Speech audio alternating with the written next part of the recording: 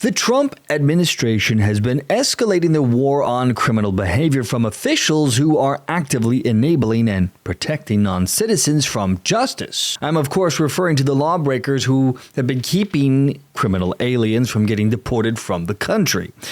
We have seen the escalation now by the Trump administration as multiple judges have been thrown in jail for their harboring of criminal aliens. From a Nicaragua member to escorting an alien out the back door of a courtroom by a judge to escape ICE.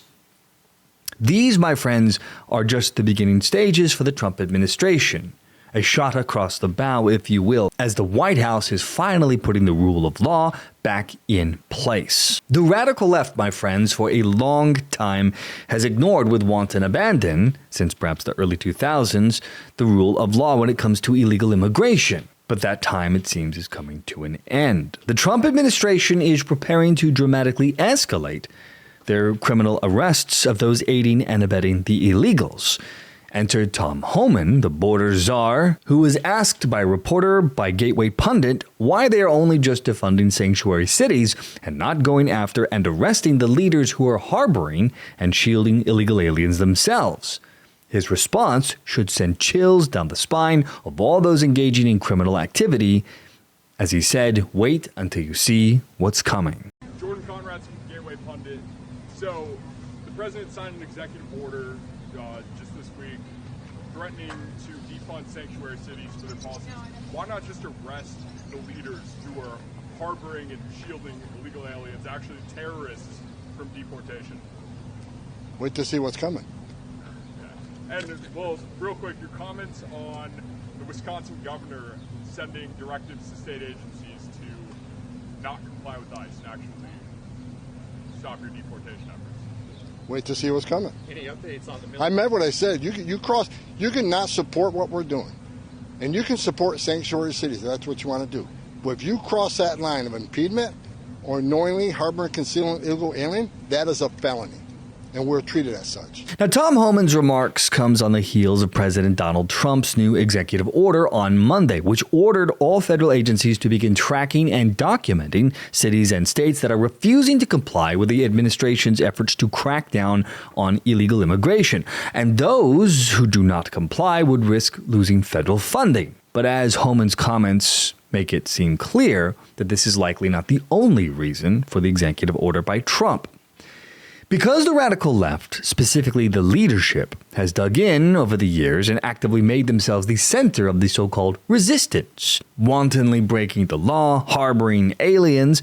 You talk about sanctuary as a definition of shielding people from law enforcement. We do not do that. What we do is provide services. In this context, what we did is we coordinated the release. An officer got assaulted because of your policy, which says we're going to release him to, in your words, not mine, to the streets.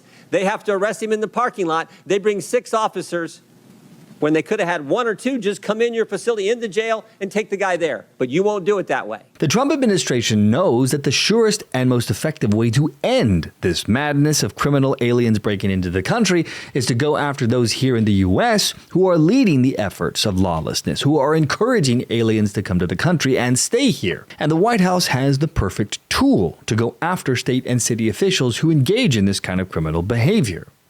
I'm, of course, speaking of Title VIII. It makes it a felony to knowingly harbor, conceal, or assist illegal aliens, especially in cases involving criminal aliens or obstruction of federal law enforcement. At least let us start at a foundation. The guy came into the country in 2011 illegally.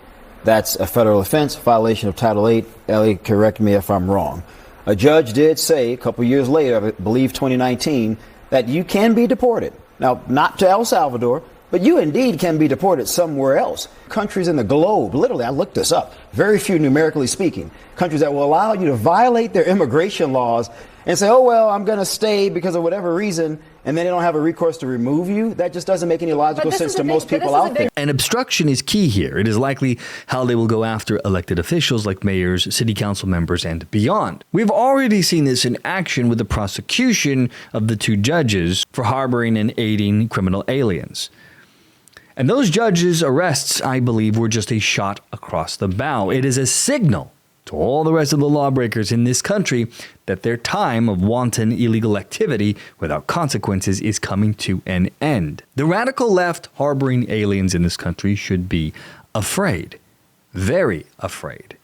How much do you want to bet that the entire first 100 days of Trump's administration here, ICE's Homeland Security Investigations Division, the same one that went after Judge Kano, in coordination with the Department of Justice, has also been quietly building their cases, documenting deliberate violations of Title VIII by elected officials? I'm willing to bet that they have been tracking communications, documenting intent to harbor criminal aliens, documenting refusals to cooperate with ICE or public statements admitting defiance. It reminds me of what happened back in 2018. There was a former mayor of Oakland, Mayor Libby Schaaf, who went public warning his residents of the city that ICE was going to be coming in to do raids. This is, again, back in 2018.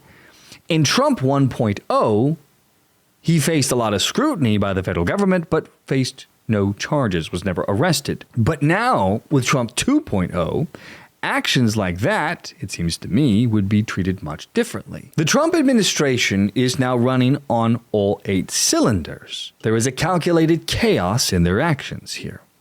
The judicial system itself, thanks to Trump's actions, thanks to the enormous amount of executive orders running at full tilt, has put the courts in a position where their activism was exposed because you had hordes of judges who couldn't wait to rule against the law itself just to get back at Orange Man Bad, at Trump Hitler, Hitler, Hitler. And because of their actions, they have done incredible damage to themselves in the court of public opinion.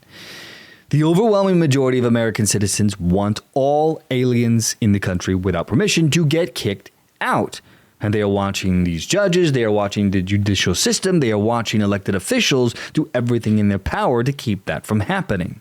All thanks to Trump's aggressive strategy. The lawbreakers, from judges to city and state officials, have been, I believe, strategically placed by the Trump administration front and center in the public consciousness for this very moment. The public is ready for action to be taken. The public wants to see lawbreakers get punished for keeping millions upon millions of criminal aliens in this country. And so the Trump administration, I believe, knows that the time to strike is soon. They will go for the jugular on these officials breaking the law. And Homan, by his statement of wait and see what's coming, is publicly letting the world know. The Trump administration is coming for the lawbreakers. These people should be afraid, my friends. The Trump administration isn't playing this time around. They are serious about ending the madness of the border crisis once and for all. Now, whether they succeed or not is still up in the air. But considering the feckless nature of the left, I think the odds are in Trump's favor. But that's just this one man's opinion.